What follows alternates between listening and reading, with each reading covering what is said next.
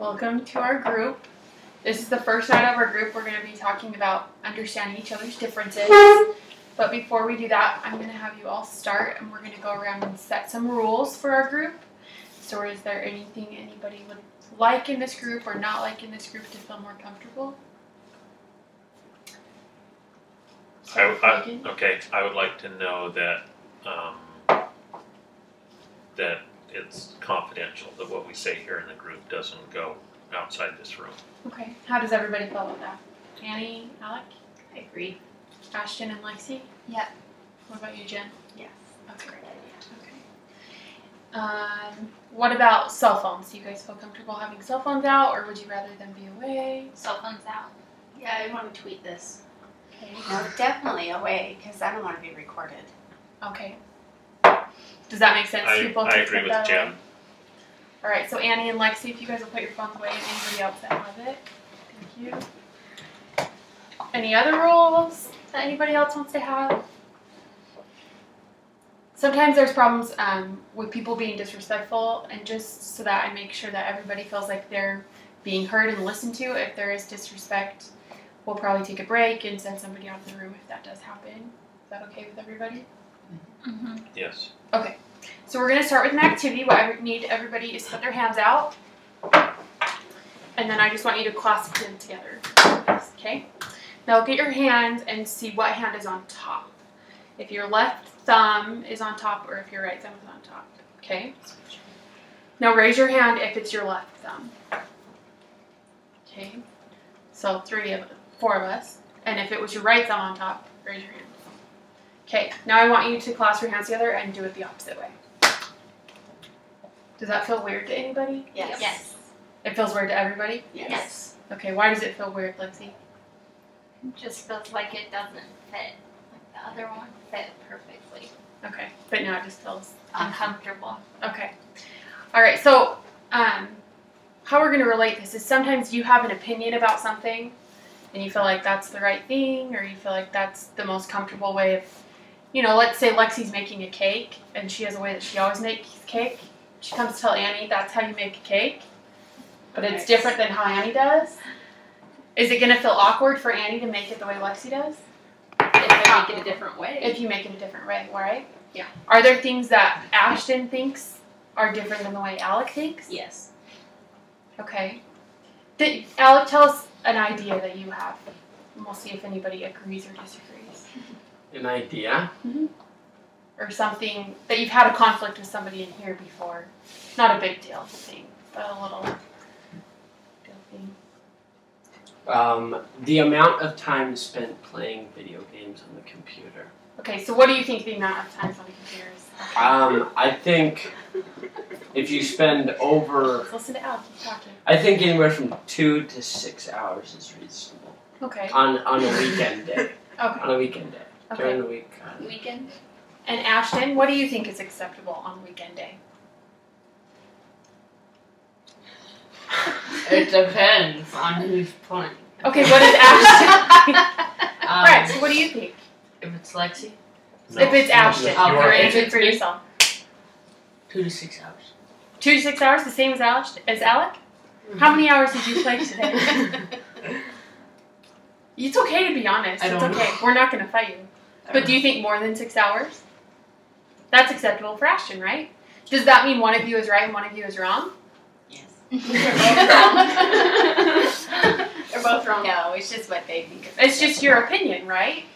And you feel more comfortable saying something is more than Alec does. So if, let's say Alec is going to go hang out with his friends, is it right for somebody to come in and say that this is the way it has to be done? Especially one of his siblings. If it's your parent, it's different. But is it fair if one of your siblings tells you this is what you have to do? No. No. Right? Because we all have our own ways of doing things, right? And it doesn't make one right or one wrong. They're just different, right? Mm-hmm. Okay, now I want you all to fold your arms. Okay, now what hand is on top? Raise your hand if it's your right hand. And if it's your left hand. Okay, now fold your arms again. The other way? The other way. It's a lot harder, huh? It is hard. So sometimes it's hard to change your perspective and hard to just agree with people. But you can manage it, and if you just understand that we all have our different opinions and we all have our own ways of doing things, not that one's right and one's wrong. It's just sometimes it's hard to make our mind transfer. Okay, now we're going to process what we just talked about and talked about our different perceptions and things. So tell me, what did you guys all gather from that? What did you learn about yourself or learn about others' perspectives? That it might not always be comfortable, but if you put the effort in, you can be open to other ways. Okay. What are ways that you can put effort in to opening your perspectives? Lexi? Compromise. Annie, compromise. That's a good one. Not get too emotionally attached to the way that I do things or the way that I think. To be open to or accepting other. Okay, Alec and Annie. Can we have you say... Okay, Alec, you can be excused. Okay. That, though it may be irritating to listen to others and to open your mind to others because you don't respect them as much, it's always, I don't know, nice of you to listen to others. You So- get what I'm saying? So, Jen, how about you say what you think Lexi is saying? Let's hear and let's see if it's exactly what she's... Because she's not... She's worried about what she's saying isn't clear. So can you put it in your own words? Yes, she's saying that even if someone may be irritating or annoying, it's really important to be kind and tolerant and to be listening. That's not what you said. No. Okay, Oh, I that's was okay. way off. So we're Tell gonna me have- what she said. Well, What we're did going to you have say? Lexi. How about you ask Lexi what she was trying to say? Okay, so let's say I know somebody and we'll name her Sarah. And Sarah is really, like, when Sarah talks, she's really annoying and I just don't want her to talk. So it's nice of you to respect them and to listen to them even though they may be really annoying. Okay, Okay. that's good. Ashton, do you understand what Lexi was saying? Okay, how about you tell... Okay, Lexi and Annie, Lexi and sorry. Jen, we'll have you guys finish this conversation up later if that's okay, so we can get back to focus on Ashton, so sometimes you think other people are annoying, but do you think it's important to listen to them? Yes.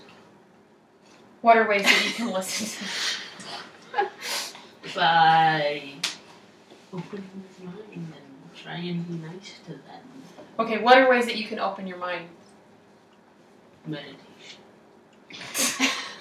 I think if you spend time with them, you get more comfortable so that you can open your mind.